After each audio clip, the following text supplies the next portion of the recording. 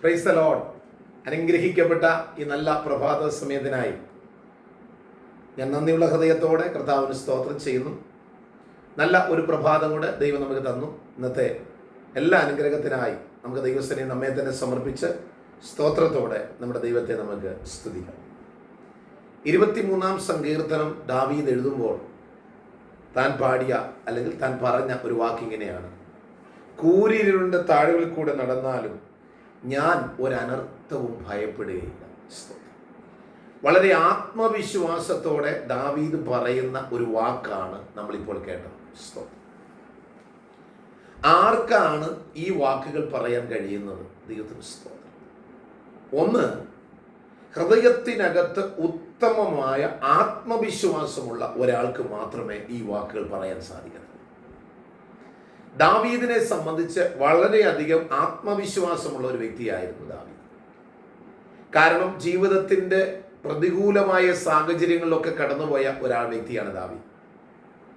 ചെറുബാലനായിരിക്കുമ്പോൾ തന്നെ അവഗണനകൾ എന്താണെന്നൊക്കെ അറിഞ്ഞതും അനുഭവിച്ചതുമായ ഒരു വ്യക്തിയാണ് ദാവീദ്.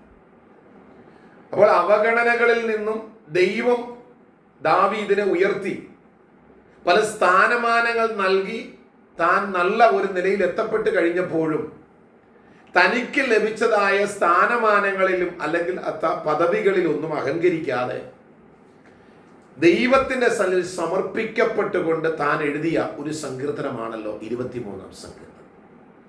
ദാവീദ് പറയുകയാണ്, ഞാൻ കൂരിരുളിന്റെ താഴുകളിൽ കൂടെ നടക്കും, എന്നാൽ ഒരനർത്ഥത്തെയും ഞാൻ ഭയപ്പെടുകയില്ല. അതിന്റെ അർത്ഥം എന്താണ്? അനർത്ഥങ്ങൾ നിറഞ്ഞ, പ്രതികൂലങ്ങൾ നിറഞ്ഞ ഒരു സാഹചര്യമാണ് കൂരിരുട്ടെന്ന് പറയുന്നത്. അപ്പൊ കൂരിരുട്ടിൽ കൂടെ, ഇരുളുള്ള സ്ഥലത്തൂടെ നാം യാത്ര ചെയ്താൽ എന്തും ഏത് സമയത്തും സംഭവിക്കാം. ഒരു പക്ഷെങ്കിൽ കള്ളന്മാരാലുള്ള ആക്രമണങ്ങൾ ഉണ്ടാകാം. വഴിയിൽ എന്തെങ്കിലും കുഴികൾ ഉണ്ടെങ്കിൽ ആ കുഴിക്കകത്ത് നാം വീഴാം. ഇരുളിൽ കൂടെ നാം നടന്നു പോകുമ്പോൾ ഒരുപാട് പ്രതികൂലമായ സാഹചര്യങ്ങളൊക്കെ ഉണ്ടാകാം. പക്ഷേ ആ സാഹചര്യങ്ങളിൽ കൂടെ കടന്നു പോകുമ്പോഴും ദാവീദ് പറയുകയാണ്, എനിക്ക് ഭയമില്ല. അപ്പോൾ അത് ഉത്തമമായ ഒരു ആത്മവിശ്വാസം ഉള്ളവർക്കല്ലേ ഇങ്ങനെ പറയാൻ പറ്റൂ? എന്താണ് ദാവീദിനുണ്ടായിരുന്ന ആത്മവിശ്വാസം? കൂരിരുളിന്റെ താഴ്വരയിൽ കൂടെ ഞാൻ നടക്കും, പക്ഷേ അതിനുണ്ടാകാമാകുന്ന ഒരനർത്ഥത്തെയും ഞാൻ ഭയപ്പെടുന്നില്ല. എന്ന് പറഞ്ഞാൽ എന്റെ വഴിയാത്രയിൽ എന്നെ തകർക്കുവാനുള്ള അനർത്ഥകരമായ പലതും അവിടെ ഉണ്ട്. ഒന്ന്, മനുഷ്യരാൽ എനിക്കുണ്ടാകാമാകുന്ന ചില അനർത്ഥങ്ങൾ. രണ്ട്, പിശാചിനാൽ എനിക്കുണ്ടാകാമാകുന്ന ചില അനർത്ഥങ്ങൾ.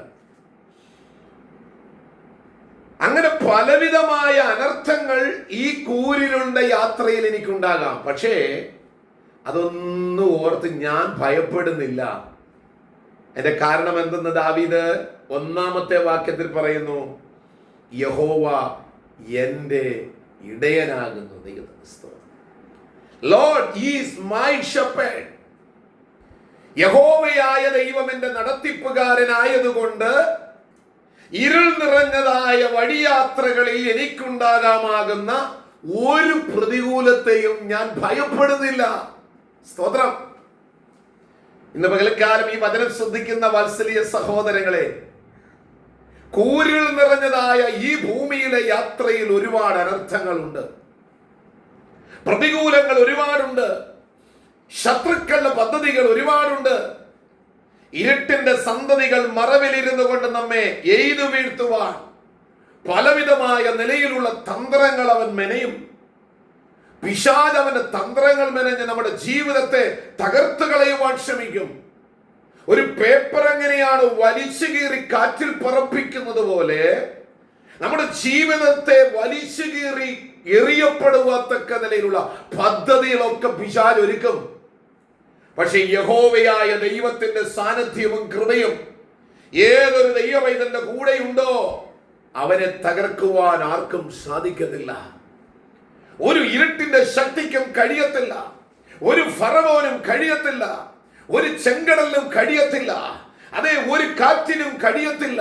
ഒന്നിനും നമ്മെ തകർക്കുവാൻ കഴിയുകയില്ല. എന്തുകൊണ്ട്? ദൈവം നമ്മുടെ കൂടെ ഉണ്ടെങ്കിൽ. സ്തോത്രം. ഇന്ന് പകൽക്കാലം ദൈവം നിങ്ങളുടെ കൂടെയുണ്ടോ? ദൈവത്തിന്റെ സാന്നിധ്യം നിങ്ങളുടെ കൂടെയുണ്ടോ? നിങ്ങൾ ദൈവത്തിൽ വിശ്വസിക്കുന്ന ഒരു വ്യക്തിയാണോ? സ്തോത്രം.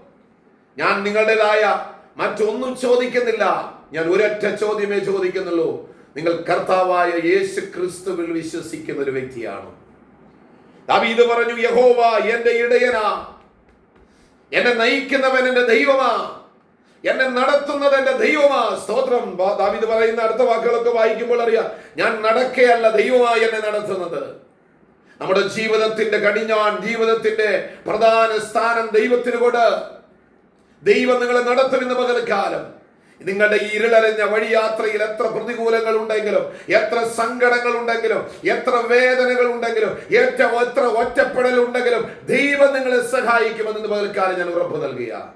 ആകയാൽ വിശ്വാസത്തോടെ ഇന്ന് പകൽക്കാലം ധൈര്യത്തോടെ പറയുകയാ, അനർത്ഥങ്ങളിലുള്ള വഴിയിൽ കൂടെ ഞാൻ യാത്ര ചെയ്യും, പക്ഷേ ഞാൻ അവിടെ ഭയപ്പെട്ടു പോകുകയില്ല. എന്നെ രക്ഷിച്ച, എന്റെ കരത്തെ പിടിച്ച, എന്നെ നടത്തുന്ന ഒരു യേശു കർത്താവുണ്ട്. ആ യേശു കർത്താവിന്റെ കൃപയിലാണ് ഞാൻ യാത്ര ചെയ്യുന്നത്. അതുകൊണ്ട് ഞാൻ ഒന്നിനെയും ഭയപ്പെടുകയില്ല. ധൈര്യത്തോടെ വിശ്വാസത്തോടെ നിങ്ങൾ യാത്ര ചെയ്തു. ഇന്നത്തെ നിങ്ങളുടെ അനർത്ഥങ്ങളെല്ലാം വഴി മാറാൻ പോകുന്നു. പ്രതികൂലങ്ങൾ മാറാൻ പോകുന്നു. വിഷമങ്ങൾ മാറാൻ പോകുന്നു. യേശുവിൽ വിശ്വസിക്കുക. നിങ്ങളുടെ പ്രശ്നങ്ങൾക്ക് ദൈവം മറുപടി നൽകും. ഞാനും നിങ്ങൾക്കായി പ്രാർത്ഥിക്കാം. ഈ വചനങ്ങളാൽ ഇന്ന് പകൽക്കാലം ദൈവം നിങ്ങളെല്ലാവരെയും അനുഗ്രഹിക്കുകയും സഹായിക്കുകയും ചെയ്യുമാറാകട്ടെ. ആമേൻ.